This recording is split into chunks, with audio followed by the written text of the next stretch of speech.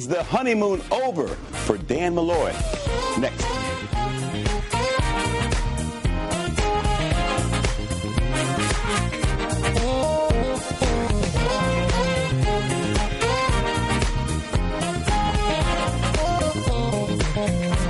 Welcome to the Stan Simpson Show, a program about Connecticut people and compelling issues. Make it a point to drop in every week. How do you close a $3.5 billion budget gap? Well, new Governor Dan Malloy is proposing $1.5 billion in new taxes and $2 billion in union concessions. The question now is whether the Democratic governor can convince the Democratic-controlled legislature that his plan is the best option. Christine Stuart from CTNewsJunkie.com is here to break things down for us. In our second segment, our relationship expert, Reverend T.C. Brantley, talks to us about strengthening current love relationships and attracting new ones. Then we'll wrap things up with the return of a prodigal son, former NFL player Andrew Pinnock. The pride of Bloomfield stops in for a visit and talks about his new life off the gridiron. But first, Governor Malloy has some sobering news for Connecticut. Christine Stewart, CTNewsJunkie.com. Everyone is mad at him now, right? So what's the break? You retape Wednesday, we're on Saturday morning now, but what's been the fallout from this very sobering proposal? I think it's safe to say that he probably doesn't have many friends left.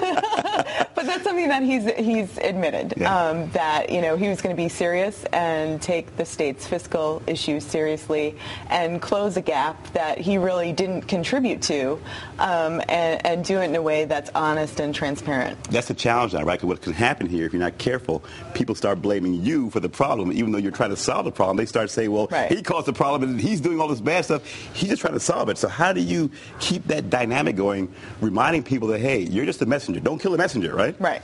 Well, I think it's going to be interesting to see how the Democratic majority handles this, because there are some cuts in there. You know how he said he would not cut the safety net. There are some cuts. And that net to includes people what? That safety net would be what? Income brackets. People who are on Medicaid are not going to receive anything but one dental visit and one pair of glasses a year.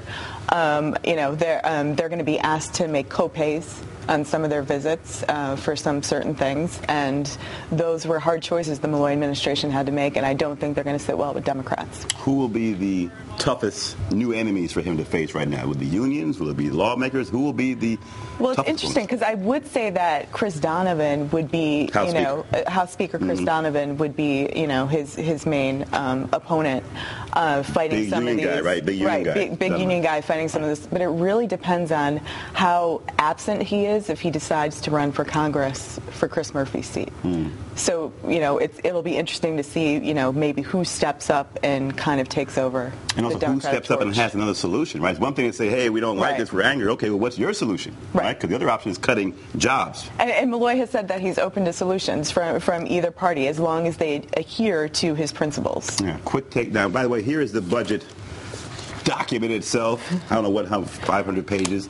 You read through all of this, right? Every last page of course. I only got it at 10:15 this morning, so. I'm going to bookmark page 1 on this. So far, he's new. How would you compare his style now to past governors? He's obviously a very passionate guy for this job, keeping the media very busy. He is very much a workaholic. He's there in the morning. He doesn't leave until 6 o'clock. Sometimes some evenings. He's constantly trying to get his message across and get his point across, and he's constantly having appearances. And he keeps his staff going. To the point where one of them may have worn 2 different colored pairs of shoes this week. I do it all the time. So, distracted, get busy sometimes. They're the same. The media, now he's playing the media, I think, pretty well, right? This whole budget thing he released sort of in phases. Did a little trial balloon, test the water, let the media know what's going on. What about his rapport now with the media and how he's, using the media to kind of, help him here? No, I think that he has hired some very astute senior communications people, and that they are placing his message in the appropriate places that they feel. But he's going to take his message to the people. Starting next week, he's starting on a budget tour, starting in Bridgeport. So he's going to go and take that budget to the people and ask them what they think about it. So you go to Joe's six-pack, right? Joe and Jane's six-pack, and you tell them, guess what? Your six-pack now has more taxes. Right. You have the income taxes now higher. Your sales taxes higher.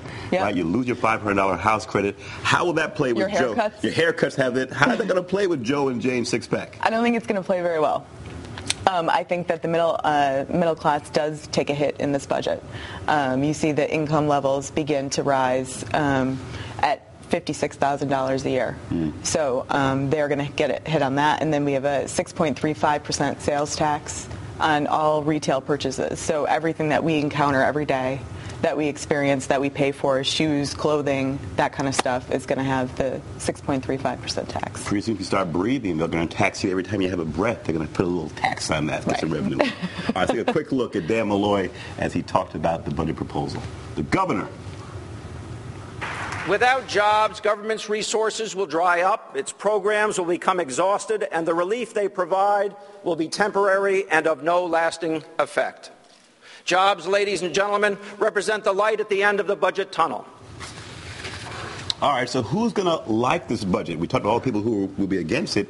Who actually says, not so bad? Who will have that to say? Well, the people right now who really like it are the mayors and first selectmen, because it doesn't cut municipal aid. And he's actually adding a percentage on the sales tax will go to states and towns, right? He's adding another the 0.1% will go to the cities and towns, yes. And that's the same with the hotel tax. He shares the hotel tax with towns, too. But now you hope what doesn't happen, with the casino money that came in and the lottery money earmarked for education, all of a sudden comes in and gets spent on other purposes. Is there any way to kind of safe lock that, where if indeed it's earmarked for towns, it goes to towns and not to close more gaps? They always promise to sort of salt money away for something, and then it doesn't work out that way. Well, I think it's good that he's a mayor, so I think municipalities are breathing a sigh of relief on that. But he said for the transportation fund, your gas tax, when you pay your gas tax, it will now go to fill the potholes in the road. Now, how about the business people, right? They talked a lot about Connecticut being an anti-business state. You got to think this is not a great signal to businesses. I mean, the thing that it's just more taxes, more young people who are saying, gee, it's very costly to live here. How's that going to play? Or how do you think he can play that to a business community that he's promising to be more open to? He didn't really extend the tax increases to the business community.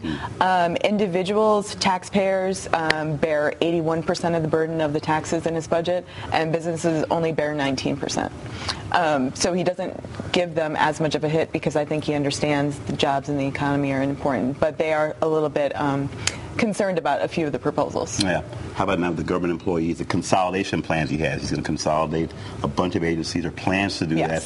How is that playing? What are your sources saying about that proposal? Will that fly? Because it sounds good, looks good on paper. When it comes time to pass that, those folks vote, their family and friends of. How will that play, the consolidation effort? And I think previous governors have tried this and it's failed. Right. So we'll see where that goes. But, it only saves about $10 million and it only eliminates 150 positions. Right. Only $10 million, huh? Yeah. Only $10 million. I'm dropping the bucket on a $20 billion plan. It is, yes. All right. She's Christine Stuart, CTNewsJunkie.com. When we come back, folks, we'll return with more of the Stan Simpson Show. We'll talk to our provocative pastor, T.C. Brantley, joined us to talk about love relationships and how you can get yours in order. You're watching the Stan Simpson Show. Don't go away.